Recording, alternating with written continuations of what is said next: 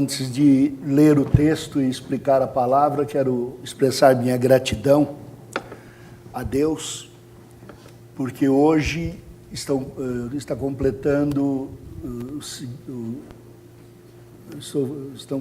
50 anos da minha conversão. Foi neste dia, 50 anos atrás, em que, revoltado, já sofrendo as consequências da minha revolta, eu fui apresentado ao Senhor Jesus Cristo, de quem eu tinha ouvido falar na minha infância. Harry Bolbeck e Harold Heimer, missionários da Palavra da Vida, passaram uma noite aguentando as besteiras que eu dizia. Foi no final da manhã que, sozinho, com uma Bíblia que havia me sido dada,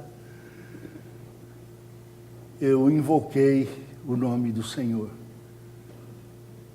E daquele dia até hoje, tem sido a grande experiência da minha vida, em que no meio de sofrimentos e de alegria em tudo, Deus me ensinou a estar contente. Ele como Senhor e eu como servo. Esta é uma expressão de gratidão. Vamos orar. Pai amado, que a Tua palavra penetre nos nossos corações, sem artifícios humanos, na pequenez da minha capacidade, na minha fraqueza, que o Teu Espírito opere com poder, ungindo a pregação, iluminando a Tua palavra, dando poder para transformação de vida. Em nome de Jesus. Amém. Escrevi um pequeno texto e coloquei numa dessas mídias sociais, a respeito do voto do cristão.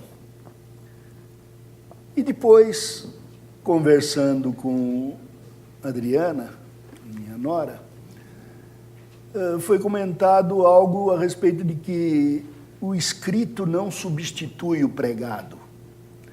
Biblicamente, a pregação tem uma unção que a palavra de Deus tem, mas que as nossas palavras escritas podem carecer. Então eu resolvi falar um pouco sobre isso. Mas quando a gente vai falar sobre voto, eu não vou aqui apresentar um candidato para ninguém votar. Tem aí os cristãos, se me falarem de nomes, um dia eu posso conversar sobre isso. Mas a ideia é outra. É entender os princípios do voto. Por que o voto? Para que o voto? Como é o voto? Então eu quero ler 2 textos e, em vez de lê-los em seguida, eu vou ler um, falar sobre ele, lerei o outro e comentaremos. O primeiro texto está em Romanos capítulo 13, Romanos 13, 1 a 13.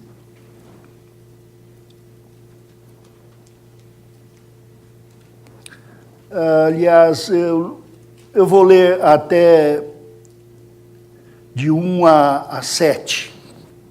Já é bastante. Romanos 13, 1 a 7. Todo homem esteja sujeito às autoridades superiores, porque não há autoridade que não proceda de Deus, e as autoridades que existem foram por Ele instituídas. De modo que aquele que se opõe à autoridade resiste à ordenação de Deus, e os que resistem trarão sobre si mesmos condenação. Porque os magistrados não são para temor quando se faz o bem, e sim quando se faz o mal. Queres tu não temer a autoridade? Faze o bem e terás louvor dela, visto que a autoridade é ministro de Deus para o teu bem. Entretanto, se fizeres o mal, teme, porque não é sem motivo que ela traz a espada, pois é ministro de Deus, vingador, para castigar o que pratica o mal. É necessário que lhes estejais sujeitos, não somente por causa do temor da punição, mas por dever de consciência. Por esse motivo também pagais tributos, porque são ministros de Deus, atendendo constantemente a esse serviço. Pagai a todos o que lhe é devido, a quem tributo, tributo, a quem imposto, imposto, a quem respeito, respeito, a quem honra, honra. Entendendo o que é voto, precisamos esticar um pouco as palavras. As palavras são elásticas. A mesma palavra numa frase pode ter um sentido completamente diferente. A palavra voto diz respeito a um compromisso. Por exemplo, um voto feito diante de Deus. Hoje não é tanto, mas antigamente os cristãos costumavam fazer voto diante de Deus por qualquer coisa. E votos são certos. Jurar por Deus, por exemplo, eu votei que me consagraria ao Senhor há 50 anos atrás. Eu me devotei ao Senhor. Eu me entreguei a Ele. Tomar uma posição diante de Deus é fazer um voto. Mas havia pessoas aí, por exemplo, que faziam voto.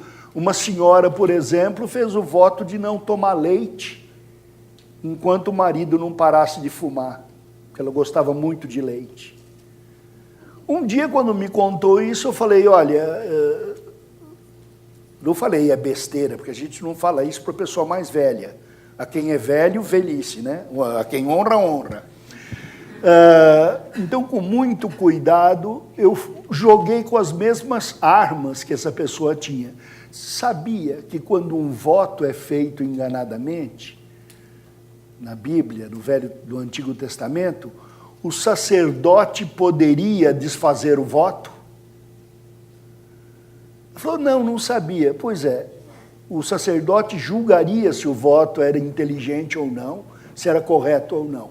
Pois deixe-me dizer uma coisa, como sacerdote de Deus, não como pastor, porque todos somos sacerdotes de Deus, todos que são crentes. Eu digo que este voto não foi bem pensado. O Senhor Jesus votou em favor da nossa vida, nós votamos em favor do senhorio de Cristo, e nele vem toda a graça. Peça a Deus para o marido parar de fumar, não precisa parar de tomar leite. Não é um negócio feito com Deus, leite por nicotina. Mas era aquela época em que, em vez da Bíblia, a pessoa lia caixinha de promessa, né? Só faltava o periquito para você tirar o cartãozinho lá. Porque naquela caixinha de promessa só tem promessa, maldição não tem nenhuma para disciplinar a gente. Nenhuma outra. É mais horóscopo bíblico do que qualquer outra coisa. Então, entender a palavra voto é importante para não fazer besteira. Voto também é fazer uma escolha. Entregar um símbolo da escolha que fizemos. E toda escolha requer uma responsabilidade. Por exemplo, eu escolhi a Beth, agora tem que ser marido dela. Eu escolhi a Beth, eu não posso decidir sozinho pela minha vida. Escolhemos ter filhos, não podemos escolher o que queremos, mas o bem-estar da família. Então, inclui muita coisa desse tipo. No terreno que estamos falando, que é a expectativa agora, é o voto de pessoas que vão governar. E para isso precisamos entender esferas de autoridade. Vou descrever rapidamente as esferas de autoridade. Existe uma esfera bem íntima, que é chamada esfera de autoridade da consciência. Abraham Kuyper, teólogo, professor de teologia, professor de direito, político, que foi ministro da Holanda em 1905, ele tem diversos escritos e ele elaborou áreas de soberanias, esferas de soberania. Eu prefiro não usar esferas de soberania. Se ele usasse esferas de autarquia, que é um certo governo debaixo de outro governo, eu ainda aceitaria, mas soberania é de Deus. Eu não sou soberano para decidir nada, nem dentro da esfera da minha individualidade. Por isso eu chamo de esfera de autoridade. Deus me deu autoridade para gerir a minha consciência. E claro, de todas estas coisas Deus me pedirá conta. Ele há de julgar. Dos crentes e dos incrédulos, Deus vai julgar as escolhas da esfera de consciência. Mas há coisas que ninguém pode me acusar de erro. Por exemplo, se eu defender o PT aqui, nenhum antipetista poderá me denunciar para o conselho, poderá dizer que eu não sou cristão. É uma esfera de consciência. Mas Deus vai requerer de mim. E se eu for anti um partido também, eu tenho esta esfera de consciência. São esferas de escolhas que não são pecados, que vão alterar o meu caráter definitivamente, nem precisará alterar o caráter de outros.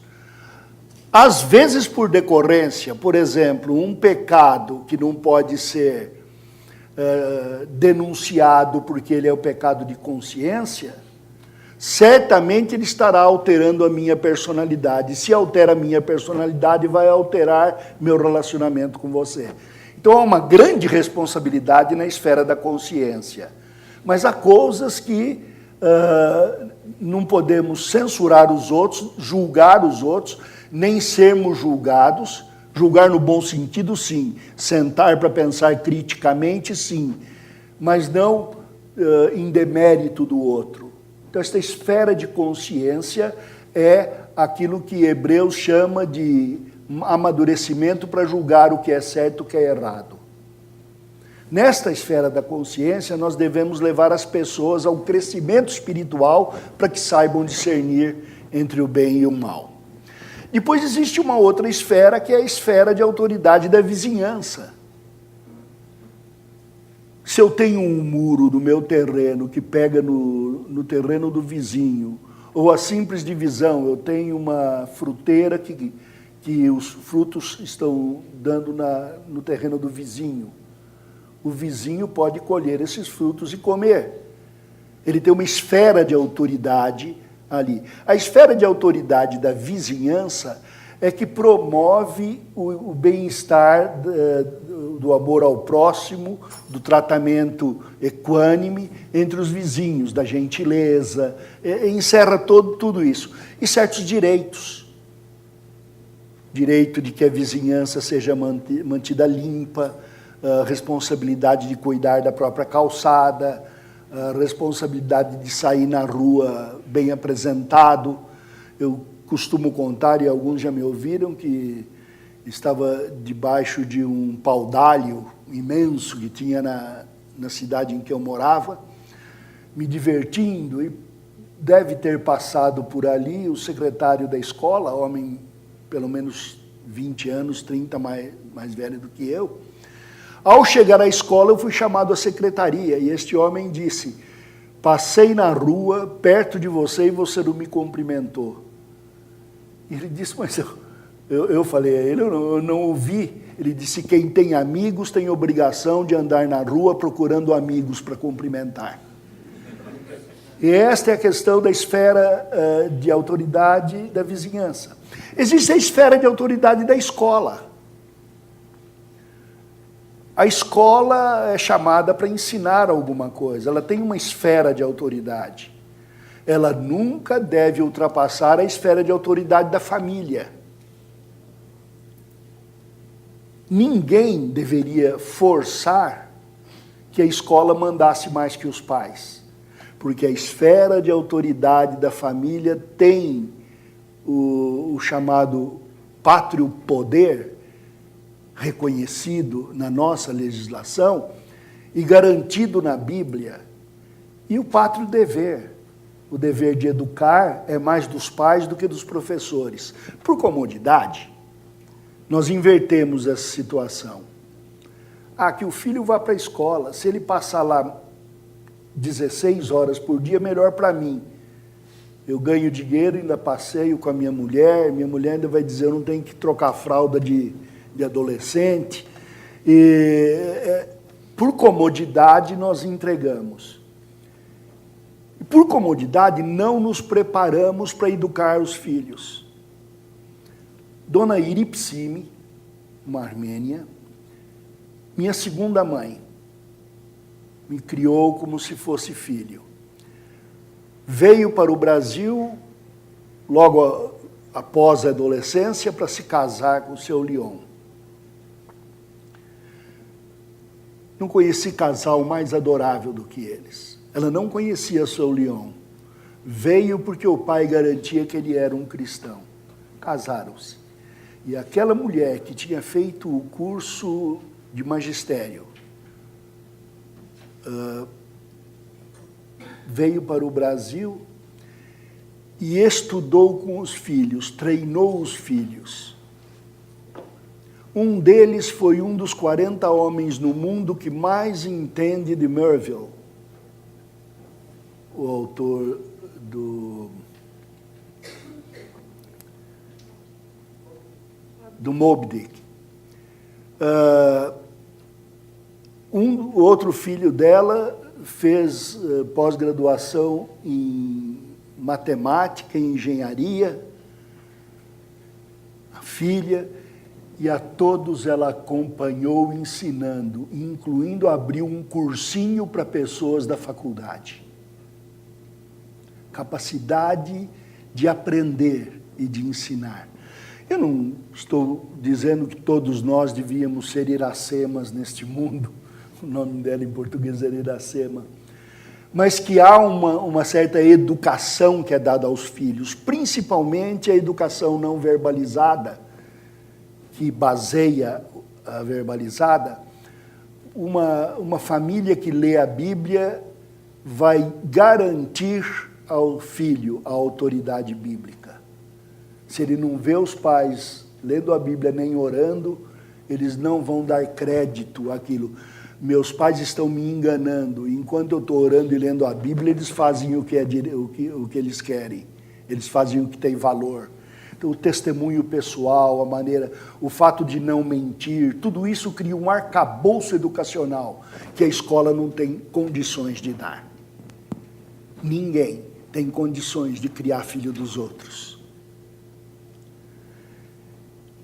Existe uma esfera de autoridade que é chamada de comercial, que eu também não gosto de tratar de esfera comercial, eu prefiro dizer esfera de trabalho.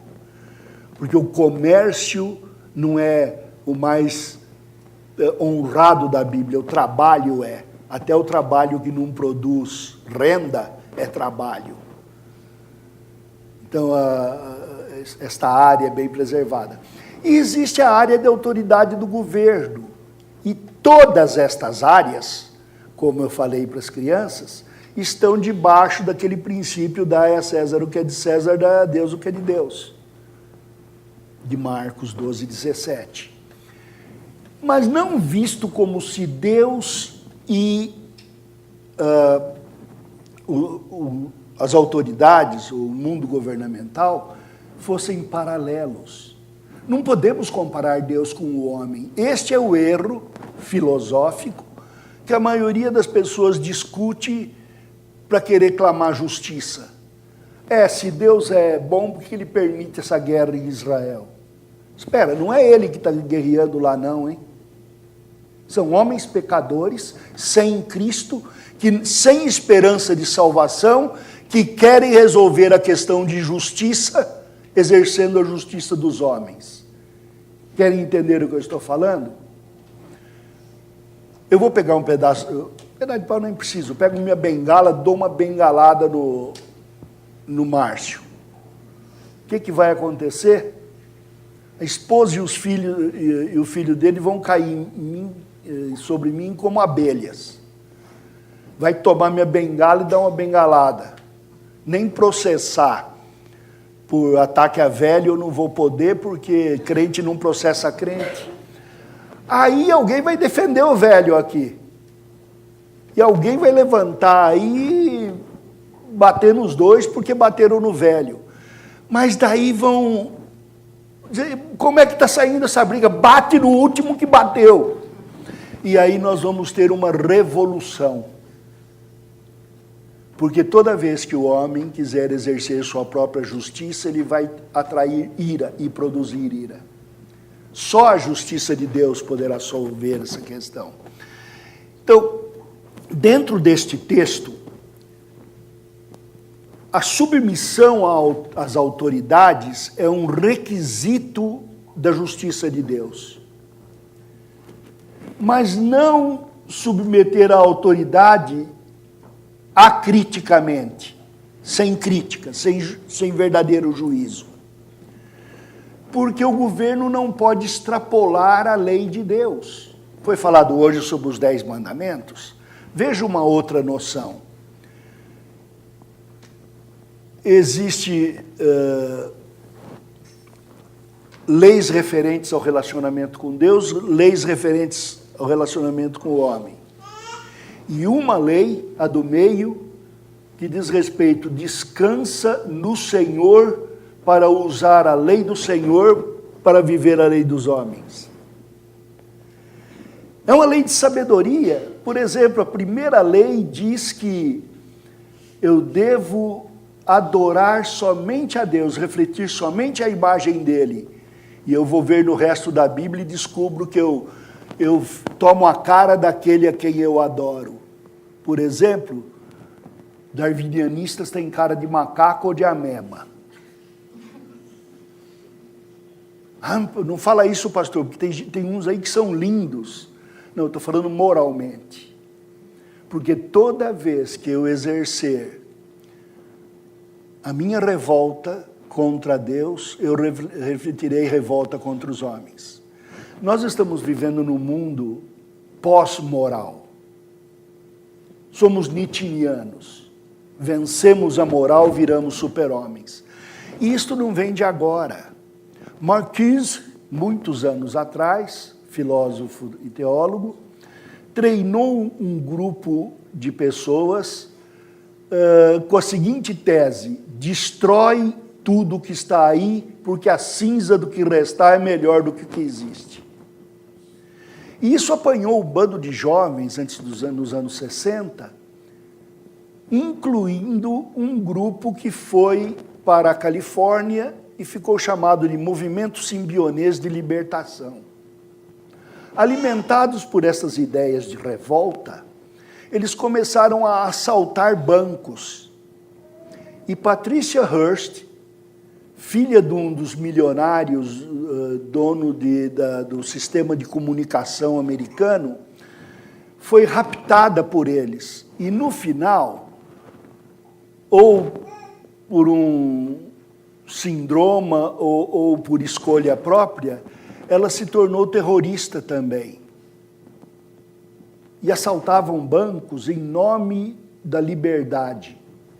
Outro dia, vendo nas notícias o badalo da Sininho falando que lutar é certo e ninguém pode ser contra a luta, eu lembrei da minha própria atuação. Fui um rapaz rebelde, fiz o que era errado contra o governo, contra a sociedade da minha cidade, na escola, contra meus pais. Fui preso por causa disso durante o golpe militar. E eu penso o que tinha na minha cabeça naquela época. E eu vou dizer: ódio, ira. Eu não gostava de gente. Gente doía. Vizinho tinha língua de trapo, matracava a respeito das coisas que viam. Se eu vinha de noite meio balançando, pisando alto ou catando frango, lá iam dizer para minha mãe: ele está bêbado. Na escola, os professores gostavam de ficar vigiando prova da gente para ver se tinha erro, só para dar nota baixa. E esta ira crescendo, agrupou a outras iras e o bando de revoltados, acima de toda a lei, acima da moral, acima de Deus, defendia novos elementos. Elementos que não nasceram aí de duas pessoas tomando cerveja num bar, mas das faculdades, com homens como Marcuse, que estavam absorvendo as ideias da libertação moral, do evolucionismo e de outros lugares. Isto chegou aos nossos dias, onde nós não temos como agir. Quem é neste país hoje que vai dizer que revolução e terrorismo é coisa errada? Se disser isso, vai ser mal visto. Porque todo nosso sistema está baseado no sistema de revolta. Deixa de pagar imposto e você vai ser pego. Melhor que você faz se estiver devendo imposto, pega uma enxada, uma espingarda e vai ser sem teto ou sem terra. Daqui a pouco vou convidar um bando aí para dizer sem mocidade, juntar os velhos aí e avacalhar o mundo, porque daí a gente não é preso, porque a luta é defendida por qualquer tipo de justiça. Então, quando o governo extrapola a lei de Deus, se faz perseguição, nós temos um dever de consciência de combatê-lo. Por exemplo, eu sou contra o aborto. E de vez em quando eu gostaria de pôr na mídia social alguma coisa aí que eu sou a favor de aborto sou a favor do aborto de baleia, para ver o que dá. Todas as feministas que são a favor do aborto e os feministas vão cair em cima de mim. Por quê? De mulher pode, de animal não. E esta é a extrapolação moral, onde o homem fica reduzido a animal por refletir a imagem de que o homem não tem Deus, ele é apenas um animal racional. Quando isto ocorre, meu dever de consciência é combater, mas combater do jeito certo, não do jeito errado. Bem-aventurado o homem, diz a Bíblia, que não se reprova naquilo que aprova. Há uma maneira de fazer as coisas, uma maneira de eu processar. Abraham Kuyper formou um partido político que se chamava Partido Antirrevolucionário. Não é não revolucionário, é anti. Ele tem o desejo de transformar, mas sem a revolução, sem a revolta. Revolta que é característica, rebelião que é característica do pecado. Como é que eu vou proceder? Então, algumas coisas que o texto diz as autoridades são postas por Deus para preservar o espaço do indivíduo e da sociedade para a prática do bem e para disciplinar o que pratica o mal. O governo não devia se meter em muitas outras coisas, mas em preservar o espaço individual e social para a prática do bem. A educação devia estar na mão da esfera da sociedade, da escola, da vizinhança, da família. O cuidado até médico devia estar nas mãos do povo. Quando o governo quer gerir a situação, ele tem de impor. E quando ele impõe, ele é cego. A justiça não devia ser cega. Aquele símbolo de que a justiça é cega é apenas cego quanto à diferença entre os homens. Mas para saber lidar com as diferenças de maneira justa, eu teria de estar de olhos bem abertos, não fechados. Eu tenho de julgar as coisas como elas estão, como elas são, na situação em que está havendo. Suponha que que eu, como professor, chegue na minha classe e diga aos meus alunos: agora quem tirar 10 vai dar para quem tirar menos de 5. Então, no final do ano, nós vamos pegar e todo mundo vai ficar com a nota média. Os que têm nota baixa não vão querer estudar, porque vai ganhar bolsa nota. E os que produzem não vão querer produzir. Por que eu vou produzir para os outros? Ele também tem um senso de defesa da sua própria justiça. Então, esta problemática tem de reconhecer o que o governo faz. Agora, como que eu devo respeitar essas autoridades? Elas foram postas por Deus. Como respeitar? Bem, deixe-me dizer. A excelentíssima senhora presidente do Brasil tem toda a honra, a dona Dilma. Eu a respeito, e se um dia a desrespeitar, como o apóstolo Paulo fez com o sacerdote, eu pedirei perdão, porque eu devo honra. Já ao senhor Lula, eu não devo esta honra, devia, ele já não é presidente. E quanto ao PT, ao partido, ou aos outros, quais são os outros partidos? A gente nem ouve falar, né? MPB, né? FIFA, esses outros. Eles não são governo. Ouçam um pouco. O PT não é presidente do Brasil. Nem o PMDB. Quase que me sai aqui, nem a UDN, né? Não existe mais. Partidos não estão, eles estão aí para promover, para concorrer, para comprar voto, para fazer propaganda, para fazer marketing. Estão aí para... E são necessários, se fossem honestos. Mas não é presidente, não é governador. A pessoa que foi eleita é a pessoa que merece a honra e o cargo que ela tem. Enquanto a pessoa estiver no cargo, ela tem a honra do cargo. E o cargo merece a honra. Mas quando chega o momento em que a minha consciência é violentada, que a consciência social é violentada, aí eu devo me manifestar. E da maneira certa. Por exemplo, a lei brasileira diz que existe um direito de expressão. E eu tenho esse direito de expressão. Eu tenho direito quanto à religião.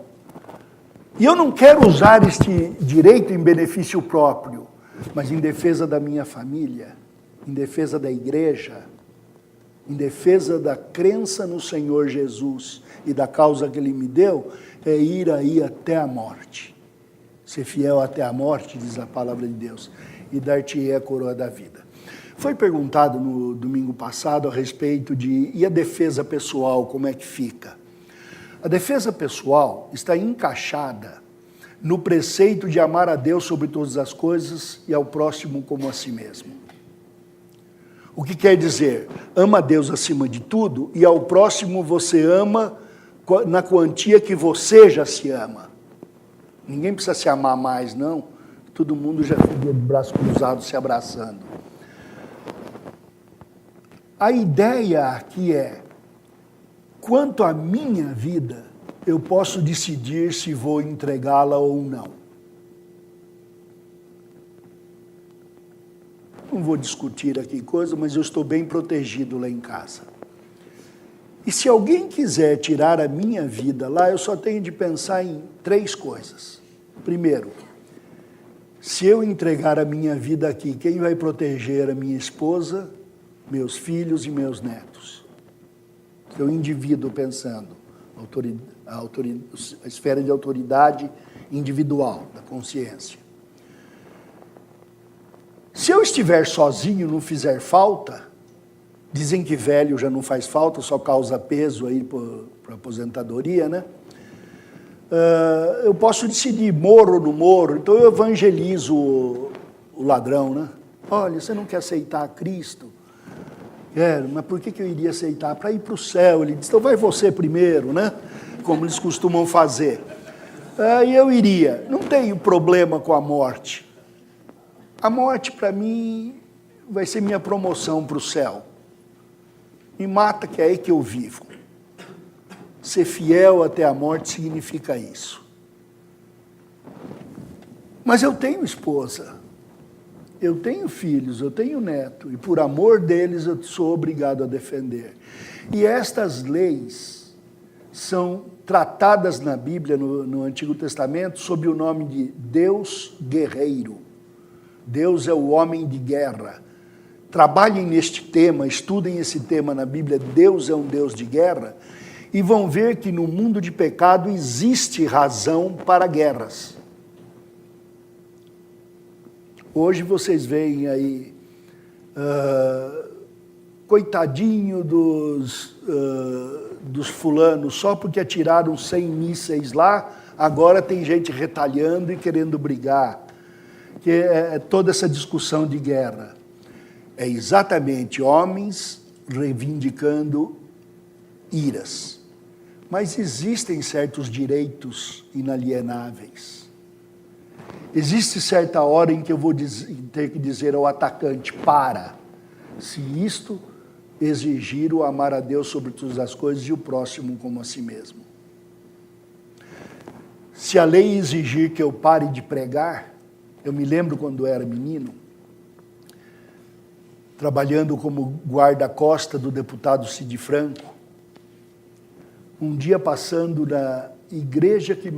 na frente da igreja que meus pais iam, ele disse, um dia vamos acabar com a igreja e transformar tudo em escola. Retirem a minha igreja e eu vou trabalhar no cemitério, como fizeram os primeiros irmãos que foram para as catacumbas. Tirem tudo que tivermos, mas não tirarão a nossa alma e nem impedirão o nosso louvor. E é esta firmeza que devíamos ter. Mas agora, para saber como votar, nós devemos saber como está o governo em relação a esta justiça de Deus. Então, é o que diz, pagai tributo a quem é devido. E eu digo isso quanto ao tributo, taxa, quanto a imposto. Eu ainda não vi nenhum advogado cristão ainda fazer uma tese boa para ser defendida a respeito dos impostos imorais que nós pagamos, imposto sobre imposto, todo mundo pega imposto, e depois, quando rouba, rouba bastante, rouba 4 bi, 5 bi. Se roubar isso, fica pouco tempo na cadeia ou nem vai. Porque se pegar a lata de sardinha do supermercado, pega 4 anos de cadeia. E é nessa linha de honra e de respeito que a gente devia começar a trabalhar. Não chegamos ao ponto de pegar em armas. Por quê? Porque ainda nos é permitido viver a justiça de Deus. E nesse caso temos que lutar com as armas da fé. A arma da nossa pregação, da nossa palavra e do nosso testemunho. Onde estão os economistas que vão elaborar sobre isso? Agora, é impossível? Não, deixe-me dizer. Há um homem que escreveu uma tese de mestrado que hoje está sendo usada pelo governo em diversas áreas. O filho dele vem à nossa igreja e ele tem nos visitado. Cláudio Cruz. Leiam a tese dele sobre contratação de TI e vejam como a moralização cristã pode ser pregada, defendida, sem evangeliquez, sem linguagem de igreja, mas os princípios da nossa fé embutidos ali. Então é possível fazermos isso. Pastores têm que começar a pregar sobre isso. O que fazer no caso de certas necessidades? Receber apoio das autoridades da nossa igreja, autoridades acadêmicas, aqueles que entendem do assunto, e aí nós não passaremos por revoltados. Não adianta ir à rua, fazer palhaçada, quebrar banco. Não é culpa do banco. Não adianta quebrar vidraça de companhia de carro. Não é culpa da companhia. Num certo sentido, é de todo mundo. O comércio nosso é liderado pela ganância. Mas, em última instância, pela ganância de quem compra. Porque se nós não comprássemos, eles não teriam para que vender. Uma das coisas que eu gosto de ir lá na terra da Beth é fazer compra. Outro dia eu estava pensando, existe um cortador de galho elétrico, bom, baratinho, lá na Goodbyes, ou... não, na Best, na Best tem também. Elétrico, uma maravilha. E custa $60. E eu pensei lá, o que eu faço? Compro aqui por $60 ou pago 3 mil lá no Brasil? Por uma serra motosserra. A diferença de preço é muito grande. Agora, vamos pensar, lá tem milhões de pessoas que podem comprar. No Brasil tem algumas centenas que têm dinheiro para comprar. Então aqui vai ficar mais caro. É claro, existe esta questão das coisas, os preços variarem pelo tanto que tem de oferta. Lei da oferta e da procura. Mas há certas coisas que não dá para a gente entender. Como é que uma entrada de jogo de futebol passa de 30 para 180?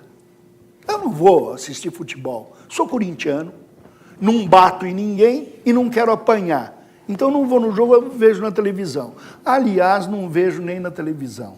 Cansado de perder. Qual vai ser a nossa atitude diante da vida? Pagar o que pedem só porque eu quero ter? Já fui dono de companhia nos Estados Unidos, uma companhia de distribuição de móveis. E eu me lembro de uma vez que o sindicato foi fazer passeata na frente da minha companhia, porque a minha companhia era estrangeira e não sindicalizada. E eles estavam ali lutando pelas coisas deles. Nós, cristãos, deixamos a coisa andar sem... O vestido dobrou de preço, não importa, eu fico bonita dentro dele. O filé ficou mais caro? Não, mas eu não gosto de comer carne dura. Nós não somos flexíveis, nós não aprendemos o jejum, não aprendemos o sofrimento por amor de Cristo. Somos israelitas num deserto reclamando porque falta cebola e tem muito maná.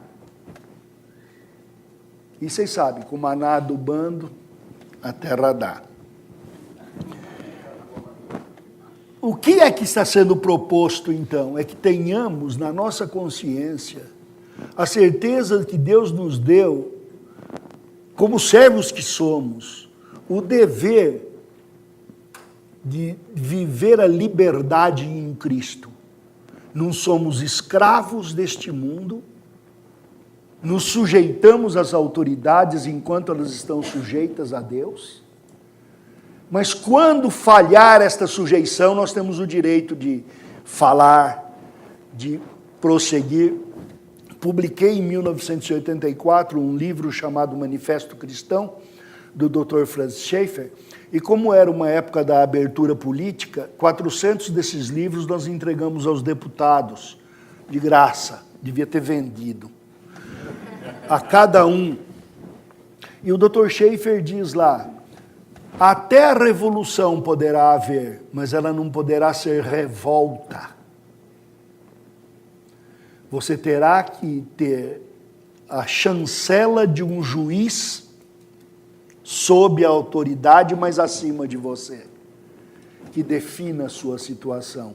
Então eu posso ir até processar o governo, que isto não é revolta. É um direito. O que eu não posso é apanhar as armas para produzir a violência. É aí o ponto-chave. Qual é a arma da esfera, então, que nós podemos usar. Vejam o que está escrito em 1 Timóteo, capítulo 1, os versículos iniciais.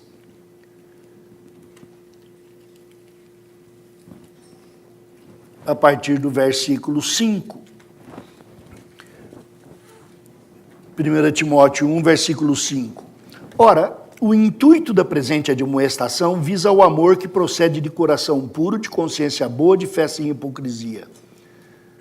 Desculpem, eu errei aqui, segunda, né? Primeira mesmo?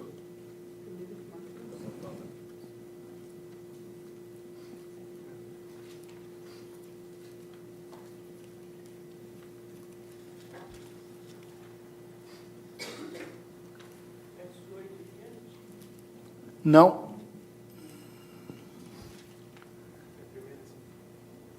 É a primeira? Aonde?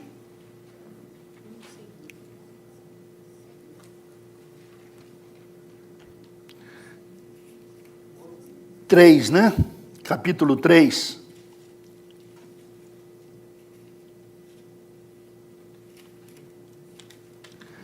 No capítulo 3,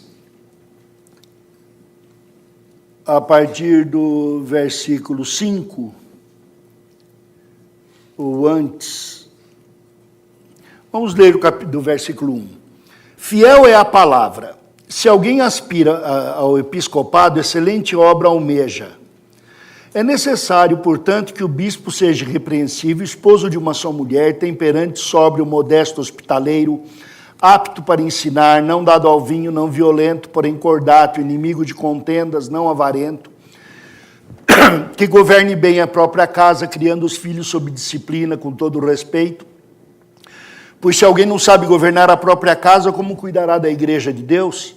E não seja neófito para não suceder que se ensoberbeça e incorra na condenação do diabo. Pelo contrário, é necessário que tenha bom testemunho dos de fora, a fim de não cair no opróbrio, no laço do diabo.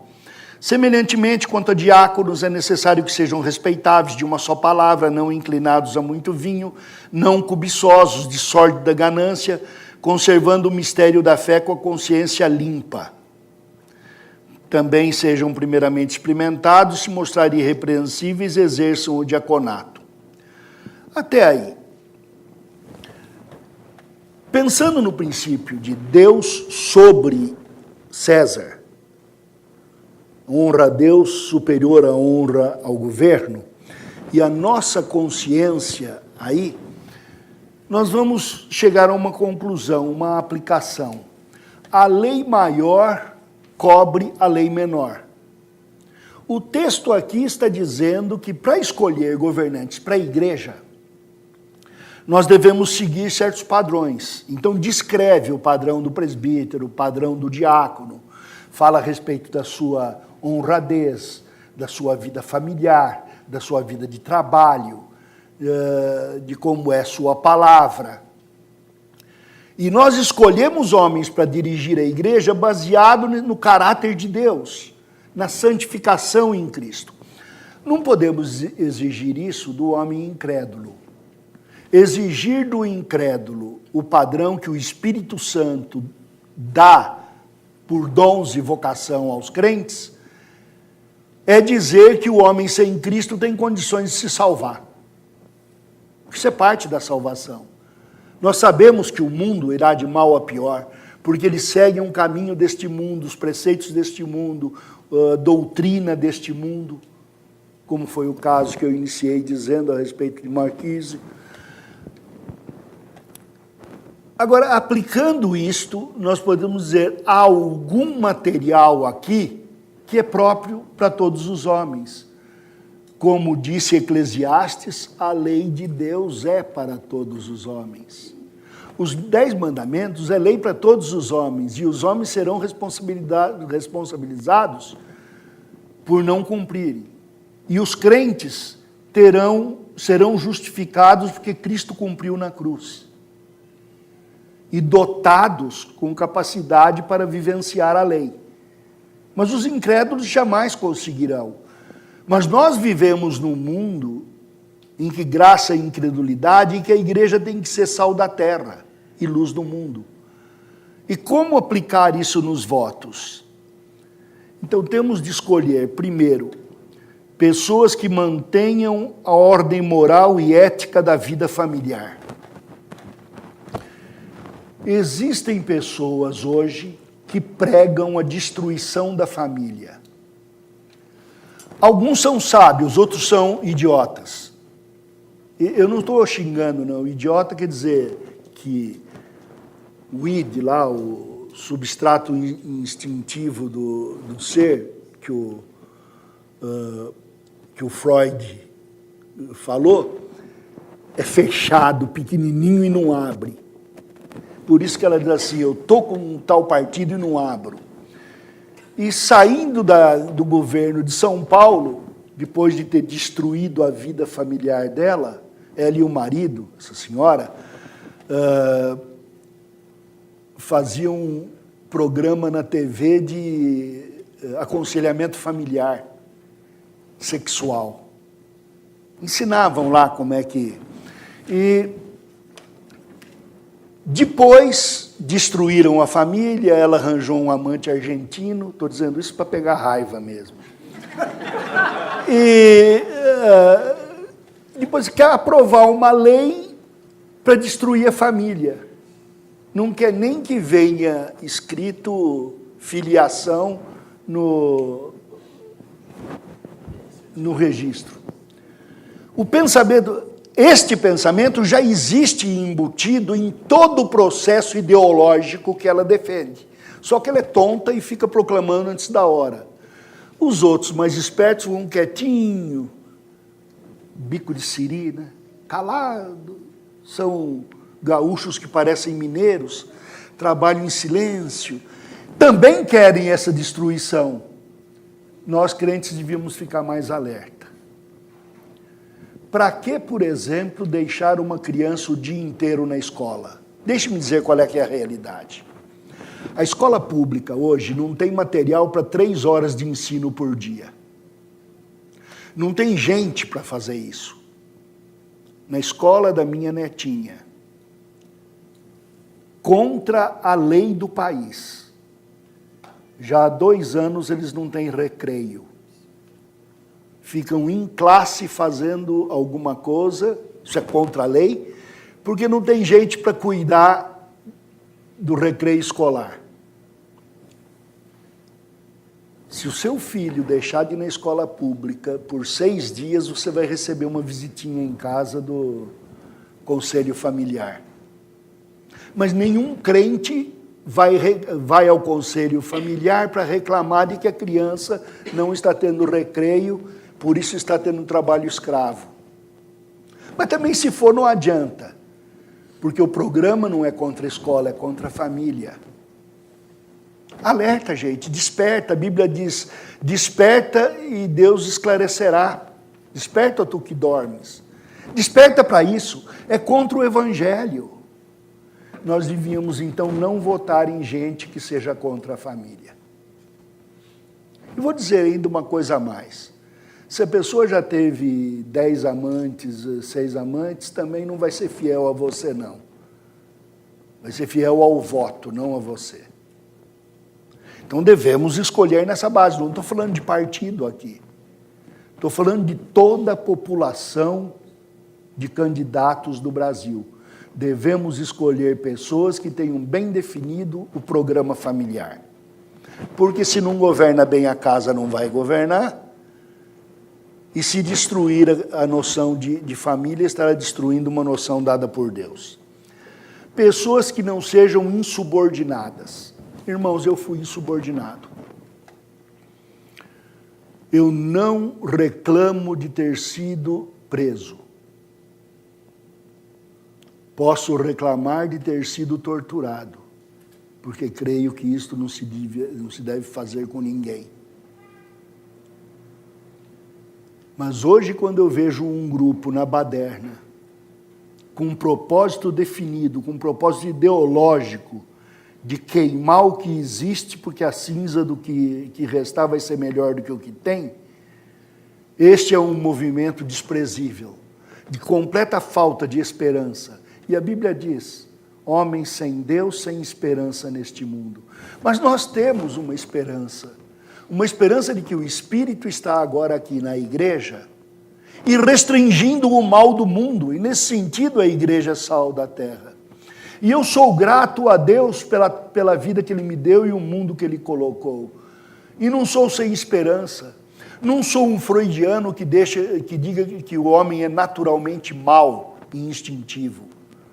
Nem sou um rogeriano romântico otimista que diz que todo homem é bonzinho, basta você ajudar que leva lá na sua casa e ajuda, ele te rouba na manhã seguinte. Porque é o que temos visto. Mas eu quero ser realista com esperança. Não importa o mal que o homem tem, eu posso amá-lo. Eu posso amar o leproso. Vamos mudar um pouco aqui, falando sobre coisa moral. Sou contra o homossexualismo.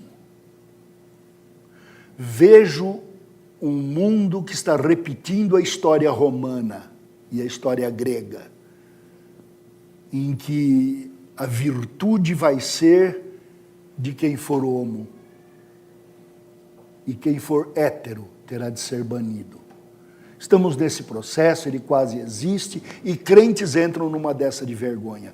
Mas não sou homofóbico, porque muitos desses que criticam os cristãos e a defesa como se fossem homofóbicos, não fazem o que cristãos podem fazer.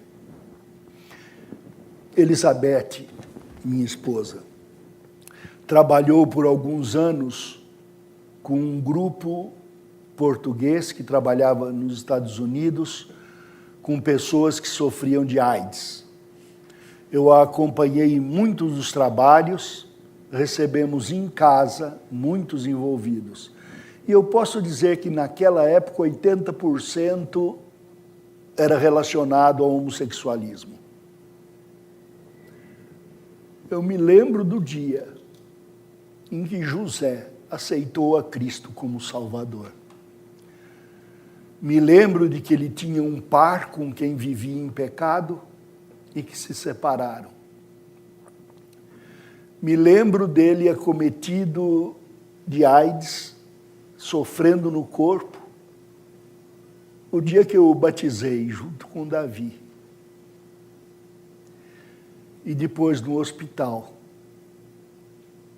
O casal de cantores que esteve aqui na igreja, já indo aos Estados Unidos, eu os levei ao hospital e eles cantaram ali junto com José um hino antes que ele morresse. Meu coração se estendia a eles. E havia ali outros incrédulos. O par de pecado do José era colega da Beth de trabalho. Ouviu dele, eu sou crente agora e não posso mais viver com você. Mas ele ia à minha casa.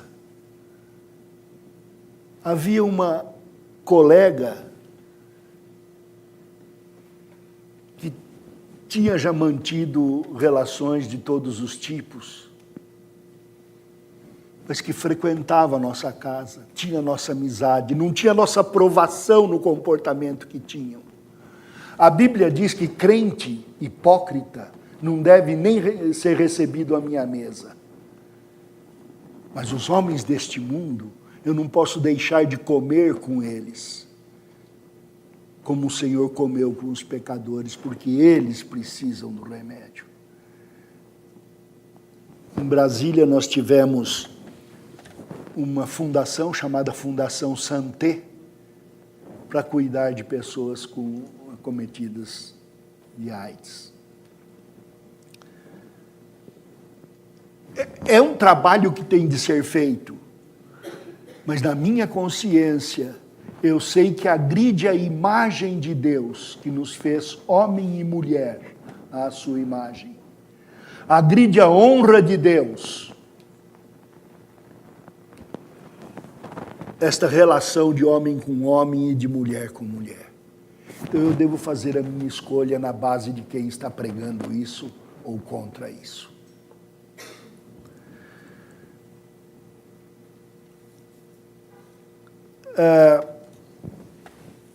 referindo rapidamente, pessoas que já mataram e já roubaram, nunca se arrependeram, não podem hoje processar quem mata ou rouba. Venda um bilhete de futebol por fora e você é punido. Deixe de pagar um imposto e você é punido. Mas se você bater num repórter durante uma demonstração, você está protegido pela lei moral não escrita de uma nova sociedade. A terra pertence àquele que trabalha na terra, não àquele que rouba a terra. Vou repetir uma historinha rápida. Cardeal estava falando no Recife, fui assisti-lo, e ele disse que havia visto Jesus comendo numa lata de lixo. Me revoltou, porque eu não gosto do cheiro do lixo. E depois ele disse que a tese dele era pegar o pobre de noite e construir na terra do rico. O rico ia de manhã acordar e destruir a casa do pobre, mas na noite seguinte ele construiria de novo. E ele estava pregando a dialética marxista, em que a tese é oposta pela antítese, e disso sai uma síntese. Só que depois eu fui procurar este homem e disse a ele: cardeal, reverendo, já estive onde o senhor está e já peguei cadeia onde o senhor fugiu. Só queria dizer o seguinte: Jesus não comeu a lata de lixo em que eu estava. Ele morreu na cruz por causa de eu ser uma lata de lixo. E ele purificou este vaso com seu sangue. Em segundo lugar, em vez de ir na terra do rico e construir a casa do pobre, o senhor devia parar de fazer o pobre de ariete, devia deixar de fazer o pobre ir na frente para tomar a primeira bala de canhão e construir a casa do pobre numa outra terra. Ele falou: qual? Na sua? Eu falei: não, na do bispado. Constrói na terra da igreja, aí o senhor não tira de manhã. Constrói na sua. Ele foi muito rápido na resposta. Ele apontou a porta e disse: serventia da casa. E eu, como não estava na minha casa, saí. Mas é esta a posição que eu queria que vissem. Nós temos algo a dizer, temos um princípio bíblico de política, temos um princípio ideológico, devemos verificar quem é que mantém. E olha, uma coisa, não creiam na mídia, viu? Procurem saber de forma direta, porque a mídia é politizada também. Basta ver aquele canal que fazia Plim-Plim. Eu estou livre, eu entrei no Plim-Plim Anônimos, faz tempo que eu não entro nesse vício, mas era uma pregação direta de defender partidos para ganhar, para tirar proveito. Mas no fundo quem paga é lá no final da escala. Então eu devo saber direto. Procure quem conhece.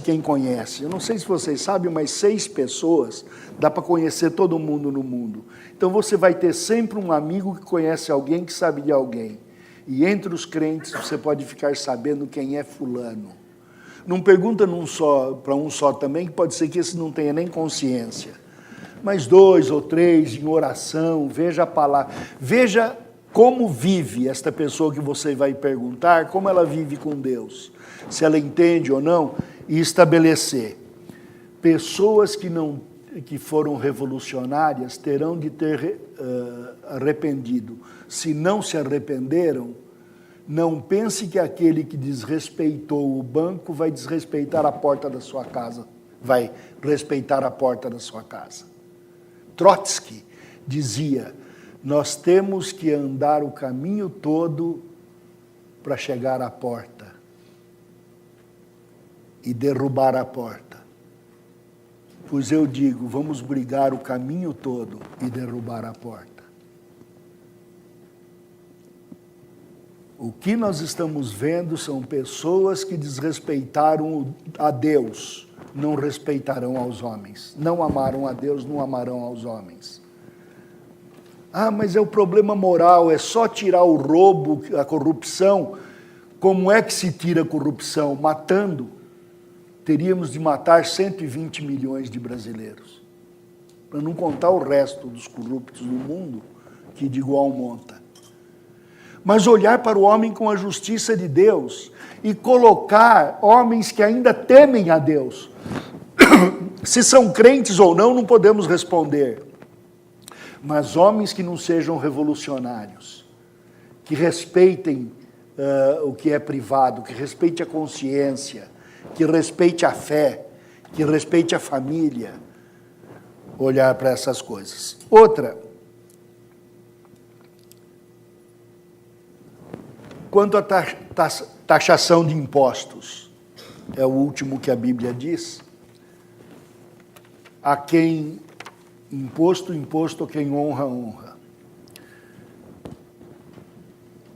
Na maioria dos países no resto do mundo, quando o imposto ficou muito alto, deu problema. Hoje dá problema se você mudar o símbolo da igreja. Vocês sabem que mudaram, né? Tiraram aquela pomba estilizada e deixaram só chamas. E eu já vi aquilo ser chamado repolho protestante, alface, um monte de coisa. Até não gostei muito de pessoas que falaram de pomba, churrasquinho, esquartejada, porque é figura do Espírito Santo utilizada na Bíblia.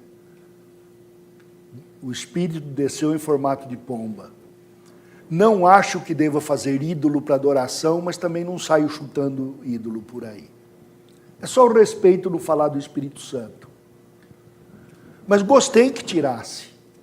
Porque nós não estamos na era do Espírito. Estivemos e sempre estaremos na época da Trindade. Desde a criação até a eternidade futura, é a Trindade sempre agindo. Mas mudaram o símbolo e a gente cai nesta discussão. A questão de imposto é um símbolo. Porque homens agrediram outros homens usando como símbolo o imposto, houve revolta. Veja as lendas aí de Robin Hood, por causa da elevação dos impostos. Lembra daquela lenda também, aquele homem de barba branca que... Não é lenda, né? Tiradentes. Era verdade, doía os dentes que ele tirava. Mas a história dele foi suprimida. Primeiro foi elogiada pela esquerda e detestada pela direita. O governo militar aboliu a lembrança de Tiradentes das escolas. Depois que chegou ao poder, a esquerda também não quer que pense não quer que nasçam mais Tiradentes. Tiradentes é uma só vez. A dialética hegeliana diz que sempre vai haver algo que é, algo que se opõe, e da briga dos dois vai sair uma terceira coisa que é boa, que vai virar novamente uma tese, que vai sofrer uma antítese, que vai virar uma síntese, e daí por diante. E a gente pergunta, ad eternum? Para sempre? Não. Por quê? O destino inexorável da história de que Marx falava não é na eternidade. É quando o partido foi eleito. Quando o partido é eleito, acaba tudo. Muda a regra do jogo. Agora, se aparecer um revolucionário, eu mato.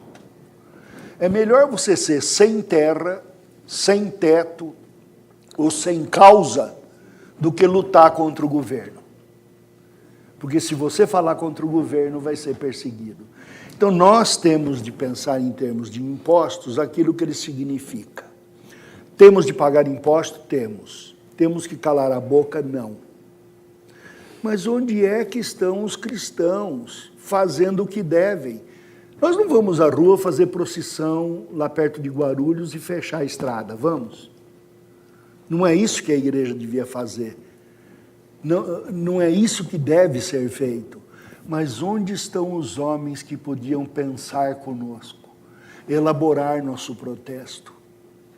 Onde estão aqueles que vão falar por nós? Onde estão aqueles que vão se associar para procurar a sua causa na justiça? Falar alto. Mas nós nunca seremos ouvidos. Quer ouçam, quer deixem de ouvir, saberão que um profeta esteve no meio deles. Por quê? Estamos procurando o quê? Mudar o mundo ou servir a Deus? Servindo a Deus eu mudo o mundo. Querendo mudar o mundo, eu terei de deixar de servir a Deus. Então nós temos uma causa a ser vivida por Jesus Cristo. Em nome dele e por ele. Em suma,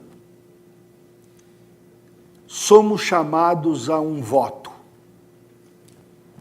que não significa colocar o papelzinho na urna, nem apertar o teclado daquela...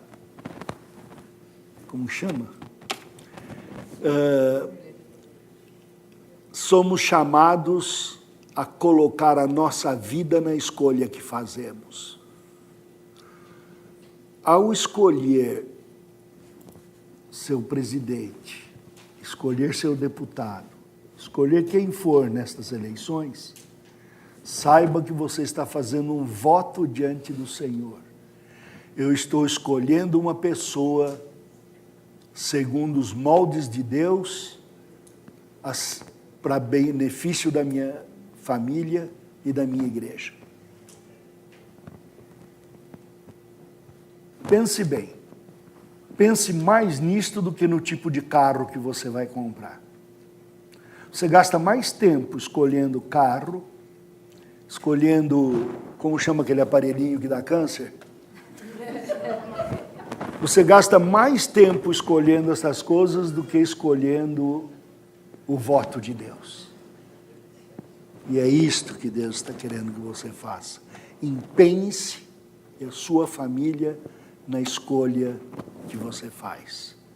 Vote como coisa essencial para a sua vida. Vote para testemunho do Evangelho.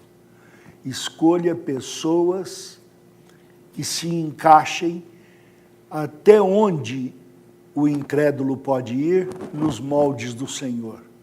O Senhor achou alguns destes. Ciro foi um homem encontrado por Deus, sendo incrédulo, exercia um governo de temor.